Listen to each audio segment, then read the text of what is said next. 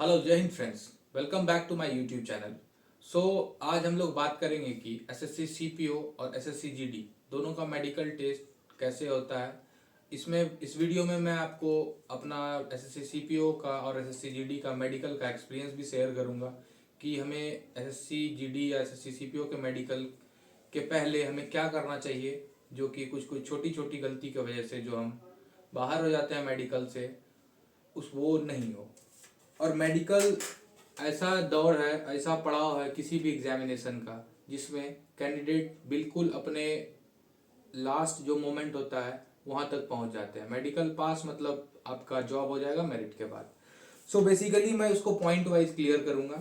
तो सबसे पहले मैं प्रोसेस बता देता हूँ कि मेडिकल टेस्ट के लिए अगर आप जाओगे एग्जामिनेशन सेंटर तो वहाँ पे क्या क्या कैसे कैसे होगा। सबसे पहले आप रिपोर्ट करोगे अपने सेंटर पर, जहाँ पे आपका मेडिकल सेंटर होगा। जैसे मेरा सीआरपीएफ मुजफ्फरपुर में हुआ था लास्ट ईयर, तो वहाँ पे जाके सबसे पहले रिपोर्ट करोगे आप। आपका ग्रुप जो है डिवाइड हो जाएगा दो तीन ग्रुप में। जैसे मेरा 3 ग्रुप में डिवाइड हुआ था। उसके बाद हर एक ग्रुप में एक फॉर्मेट दिया जाएगा फॉर्म का, जिसमें आपको सारा डिटेल्स फिल करना है। अपना, अपने फैमिली मेम्बर के बारे में सारा डिटेल्स जो है 2-3 घंटे में क्लियर हो जाएगा। उसके बाद हर एक डॉक्टर जो डिटेल्ड रहेगा ग्रुप के साथ, वो आपको अपने अपने ग्रुप के साथ लेके चला जाएगा। इसके बाद मैं एक बार प्रोसेस बता देता हूँ कि आपका किस किस चीज़ों का टेस्ट होगा पहले, उसके बाद सब पे डिटेल में बात करेंगे। सबसे पहले आपका आई टेस्ट होगा, फिर नोज टेस्ट होगा, ईयर टेस्ट होगा, टीथ का टेस्ट होगा, फिर ऑपरेशन या सर्जरी अगर आपके बॉडी में कहीं पे है तो उसके बारे में वो पूछेगा। फिर कैरिंग एंगल होता है, जो हाथ को आगे करके चेक करवाते हैं, कैरिंग एंगल जो कि मेजर पोर्शन है आपके लिए। फिर फ्लैट फुट का होगा, नॉक नीज का टेस्ट होगा। उसके बाद ड्रॉपिंग शोल्डर का होगा। शोल्डर में भी कभी कभी किसी का डाउन रहता है, कभी किसी का डेविएटेड रहता है, वो चेक होगा। चेस्ट का चेक होगा। फिर 6 फिंगर होता है। बहुत से लोगों में मुझे पता है कि 6 फिंगर होता है, या तो फीट में होता है या तो हैंड के फिंगर्स में होता है। उसके बाद वेरिकोज वेन का टेस्ट होता है। उसके बाद हर्निया का टेस्ट होता है। अगर आपका हर्निया कहीं ऑपरेट हुआ है पेट में तो उसके लिए फिर अलग प्रोसीजर है। फिर उसके बाद प्राइवेट पार्ट्स का चेक होता है। स्किन टेस्ट का, स्किन जो होता है आपका, स्किन वाला कहीं स्किन वाला प्रॉब्लम तो नहीं, उसका टेस्ट होगा। फिर आपका बीपी होगा, चेस्ट का एक्सरे होगा, और यूरिन का टेस्ट होगा, ब्लड का टेस्ट होगा, और आपका हाइट, आपका वेट जो है, वेट मेजर पोर्शन रहता है, वेट का भी चेक होगा इसमें। सो बेसिकली स्टार्ट करते हैं। ऊपर अपर पार्ट से स्टार्ट करूंगा, मैं बॉटम तक जाऊंगा। तो सबसे पहले आंख का हो जाता है, आई टेस्ट का। तो आई टेस्ट में बेसिकली होता है कि आपको नियर विजन चेक करेगा, डिस्टेंस विजन चेक करेगा। उसके बाद कलर ब्लाइंडनेस वाला चेक करेगा। डिस्टेंस विजन में ये होगा कि आपका आई जो है 6/6 और 6/9, मतलब राइट हैंड कहने का मतलब है कि आपका जो जिस हाथ से आप लिखते हैं वो वाला आई आपका 6/6 का होना चाहिए। और जो ऑपोजिट हो गया वो दूसरा हैंड, वो 6/9 का, मतलब लेफ्ट आई 6/9 का होगा तो वो चलेगा। चश्मा जो है वो अलाउ नहीं रहता है वहाँ पे। और आपको कहीं बाहर ले जाएगा जहाँ पे अच्छे तरीके से रोशनी आ सके, वहाँ पे आपको खड़े करके 20 फीट के लगभग दूरी पे वो चार्ट रहता है, चार्ट को पढ़वाएगा। 6/9 तक आपका क्लियर हो जाएगा एक आई क्लोज करके। उसके बाद फिर रूम के अंदर ले जाएगा जहाँ पे एक कलर ब्लाइंडनेस वाला बुक रहता है। उसको फटाफट फटाफट उल्टाते हुए जाएगा डॉक्टर, और पूछते जाएगा आपका ये किस चीज़ का साइन है, ये किस तरफ मुड़ा हुआ है, ऐसा कुछ। और नियर विजन में आपको एक छोटा छोटा वर्ड्स लिखा रहेगा, और उसको आपको पढ़ना है, लाइक पोइट्री टाइप का या फिर कोई कहानी टाइप का, बिल्कुल छोटा छोटा वर्ड्स में लिखा रहेगा। वो आपको बिठा के पढ़ाएगा। आई का तो ये हो गया। आई के लिए अब कुछ कुछ प्रिकॉशंस ये है कि किसी का आई साइड 6/9 हो जाता है, किसी 6/12 हो जाता है। तो अगर आपके पास टाइम है मेडिकल से पहले तो आप या तो लेसिक करवा सकते हैं, लेकिन किसी को बताना नहीं है, ये लेसिक वहाँ अलाउड नहीं है। लेसिक करवाने से आपका ये होगा कि आपका इजीली वो रिकवर हो जाएगा, और आपको जब फर्स्ट टाइम ही पढ़वाएगा तो आप पढ़ पढ़ लीजिएगा, तो कोई दिक्कत नहीं होगा फिर उसमें। उसके बाद कलर ब्लाइंडनेस का कोई इलाज नहीं है, वो जेनेटिक्स वाला प्रॉब्लम होता है। तो कलर ब्लाइंडनेस का कोई वो है नहीं, तो कलर ब्लाइंडनेस में परमानेंट रिजेक्शन मिल जाता है। उसके बाद दूसरा पॉइंट है कि ईयर टेस्ट जो होता है। तो बेसिकली ईयर टेस्ट करने का मतलब ये है कि आपका ईयर ड्रम देखेगा कहीं वो कान का पर्दा फटा हुआ तो नहीं है, या फिर कोई प्रॉब्लम तो नहीं है कान में, या कोई घाव वाव तो नहीं है कान के अंदर, तो बेसिकली वही चेक करता है। तो मेडिकल में जाने से पहले अपना कान का सफाई अच्छे से ईयरबड से कर लेना है, कुछ ड्रॉप्स आते हैं वो दे के उस ईयरबड से साफ कर लेना है, और ज़्यादा कुछ करना नहीं है कान में। उसके बाद आता है नोज का। नोज जो है मेजर पोर्शन है, नोज चेक होता है। इसमें एक होता है डीएनएस का प्रॉब्लम, और एक होता है साइनस का प्रॉब्लम। तो डीएनएस में होता है कि नाक का जो ये हड्डी होता है ये थोड़ा डेविएटेड रहता है नाक के अंदर, वो एक्चुअली हम लोग को बेसिकली पता नहीं चल पाता है। वहाँ पे डॉक्टर डिटेल चेक करता है तो वो फिर उनको लगता है तो वो फिर उसमें रीमेडिकल दे देते हैं। और एक साइनस होता है जिसमें होता है कि नाक के अंदर जो है वो मसल्स कुछ वो जनरेट हो जाता है। इन दोनों चीज में भी लगभग मेडिकल में दे दिया जाता है रीमेडिकल। तो जिसका माइल्ड डीएनएस रहता है तो माइल्ड डीएनएस वाला इजीली चल जाता है, माइल्ड डीएनएस में कोई दिक्कत नहीं है, माइल्ड डीएनएस वाला वो पास कर देते हैं। या फिर अगर जिसका ज़्यादा डीएनएस का है तो वो ऑपरेट करवा के जाते हैं, तो फिर कोई दिक्कत नहीं है, 2 महीना आपके पास टाइम है तो इजीली ऑपरेट हो जाएगा वो। फिर टीथ वाला पॉइंट आता है अपना। तो टीथ वाले में होता है कि सारा जो 28 दांत है वो होना चाहिए, और अच्छा गम, मतलब ये हेल्दी रहना चाहिए गम। और अगर आपका दांत में अगर कहीं पे कीड़ा वीड़ा लग गया है या फिर कोई दांत डैमेज हो गया है तो उसको या तो भरवा लीजिए वाइट वाला जो सीमेंट आता है वो डेंटिस्ट के पास, या फिर आरसीटी करवा के उसके ऊपर कैप लगवा लीजिए।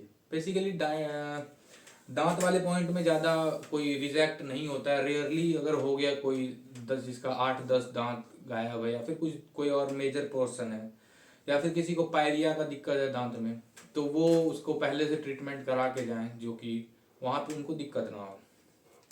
तो ये सारा चीज़ हो गया। उसके बाद फेस वाले में जीभ का कलर किसी किसी का ज़्यादा ब्लैक हो जाता है, या फिर जीभ में भी कोई कोई प्रॉब्लम हो जाता है, तो उन लोगों को पहले डेंटिस्ट से चेक करवा के कुछ उसका रिजोल्यूशन निकाल के ही जाना चाहिए।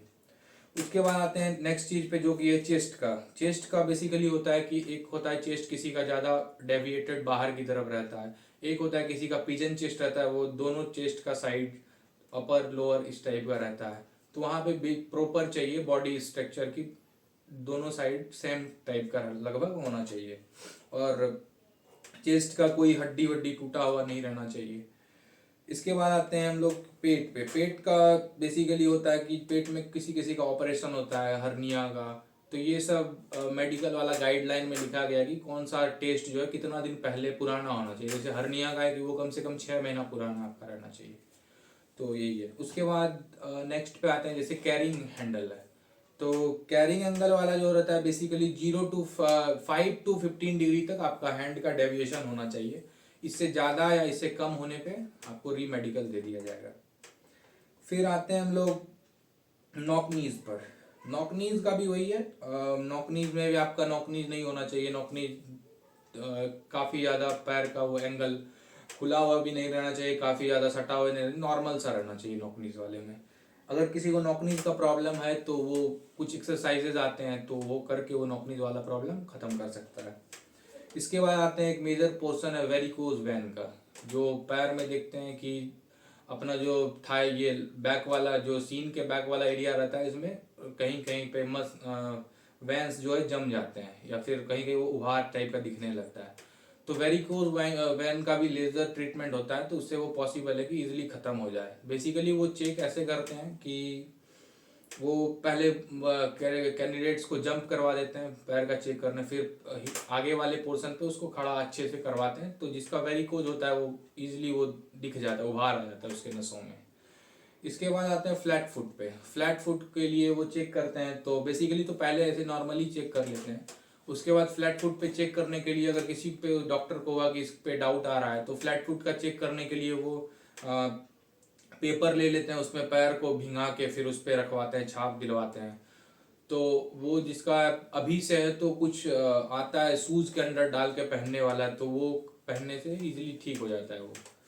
और इसके बाद है फीट, जो पैर का उंगली होता है, तो इसमें भी नॉर्मल बेस जिसका रहेगा उसमें कोई दिक्कत नहीं। किसी किसी का 6 उंगली रहता है तो उसको फिर रिजेक्ट कर देता है वो, या किसी का हामर टोज रहता है जो काफ़ी मोटा टाइप का रहता है और टाइप का दिखता है, या किसी किसी का 4th फिंगर 3rd फिंगर के ऊपर चढ़ा हुआ रहता है, तो इन लोगों में वो परमानेंट रिजेक्शन दे देता है। लाइक पहले वो रीमेडिकल देगा फिर चेक करके फिर उसको परमानेंट रिजेक्शन दे देता है। लास्ट ईयर मेरे अभी सेंटर पे एक ऐसा केस था, उसको परमानेंट रिजेक्शन दे दिया गया था लास्टली।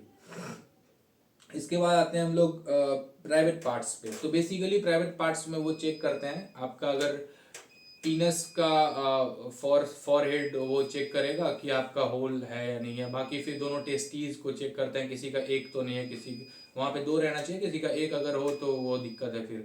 और फिर वो पाइल्स का चेक करते हैं। तो इन सब चीज़ों में अगर कोई इशू हो तो वो फिर परमानेंट रिजेक्ट कर देते हैं।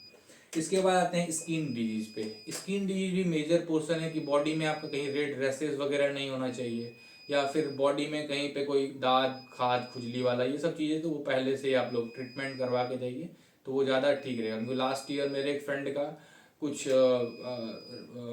रिंग्स वगैरह इशू था काफ़ी, उसका वो था, तो बाद में उसको रीमेडिकल दिया, फिर पता नहीं कौन सा उसको दूसरा सा डिजीज कह के उसको फिर रिजेक्ट कर दिया लास्टली।